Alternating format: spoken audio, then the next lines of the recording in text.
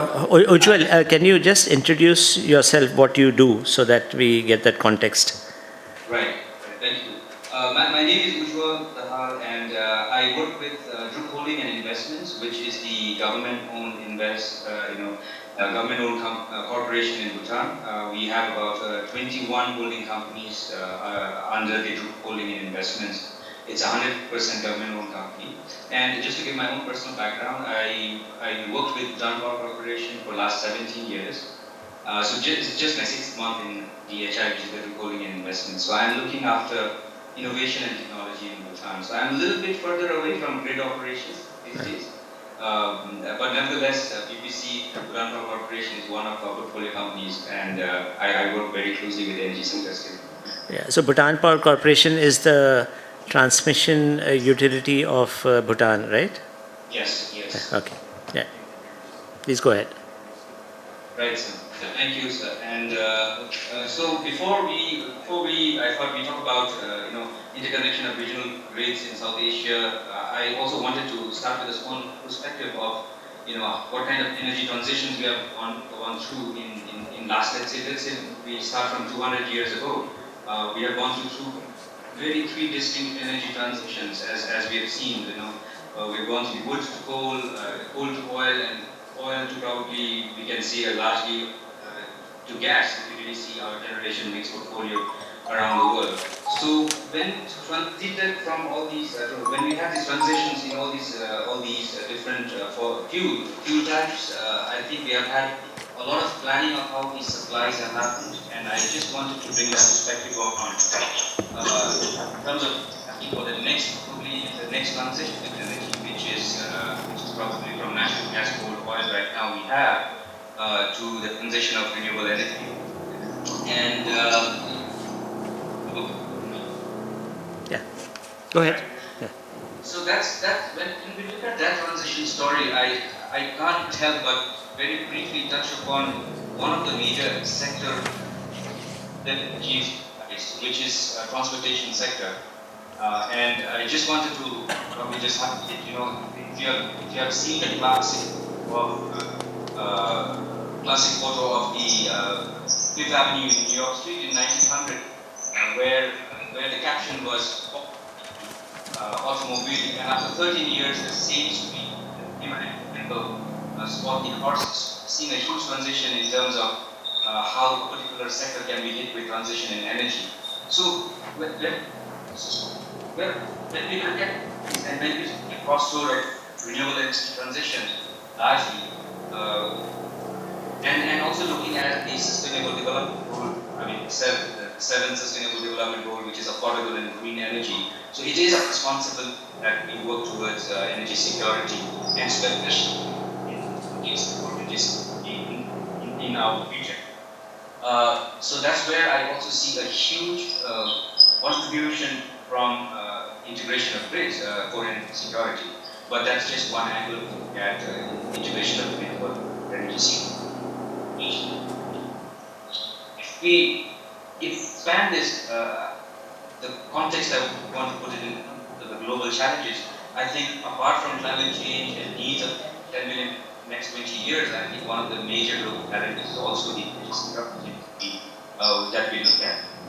Now, the question is the objective of grid interconnection is something that I wanted to talk about, and also wanted to put in question what are our objectives of regional grid interconnection. Is it energy? Is it economic for GDP, or is it poverty elevate, or is it carbon reduction? Is it all of the above, or anything else? I think those are some questions that times process in sense of going about it. And of course, there are political dimensions to look at it as well as technical dimensions. Especially that leaving the politics behind, of course, probably which may be the bigger elephant in the room. But talking from the technical perspective, largely the grid is stable. Want to bring on the table, especially with renewable energy and distribution, the grid, the statement of stability may not be I have a question about exactly. So we have to look at this at a very critical and very, we have to be very critical about integrated connections with the renewable energy. And I think this, that what happens with renewable energy is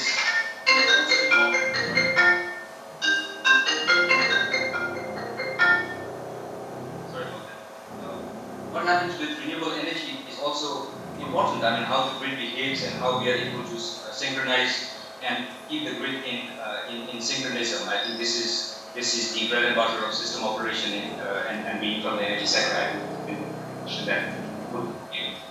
But having said that, I think the immediate thought that comes to my mind is how are we opening up and blending functions and connections.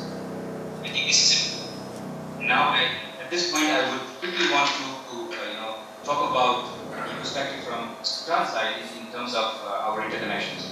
That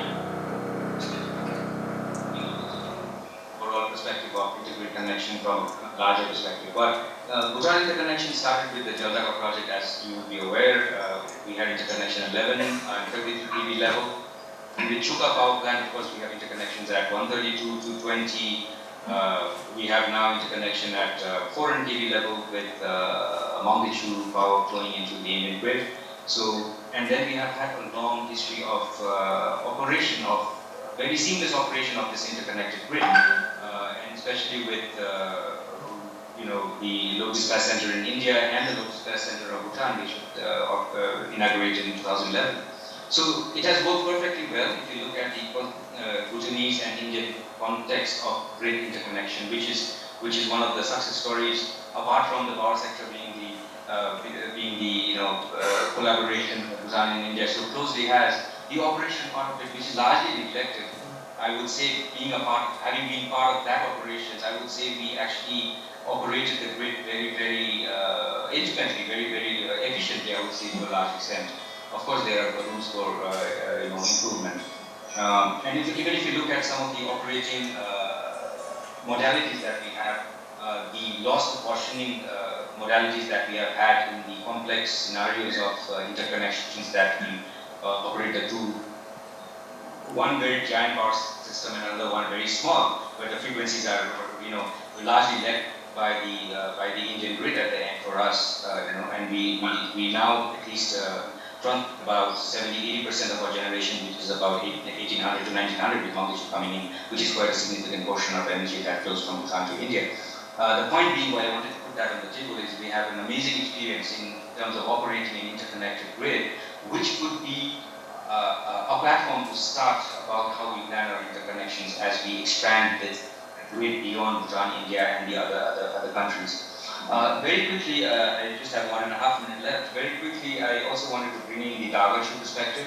That's the other plant that operates in the DSM market in India, and that experience itself has been very good in international operations of interconnected grid and of course the generation ultimately.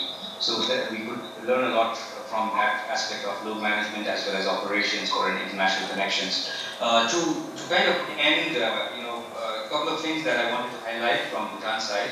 The power sector, the power system of Bhutan with about 2,300 megawatt of installed generation with about 450 megawatt of peak load at the end, in the deep winters. In our system we have now we have the Bhutan system operator, which we has licensing separately in the power system sector in Bhutan, as well as we have the National Load Dispatch Center, complete automation in the power sector.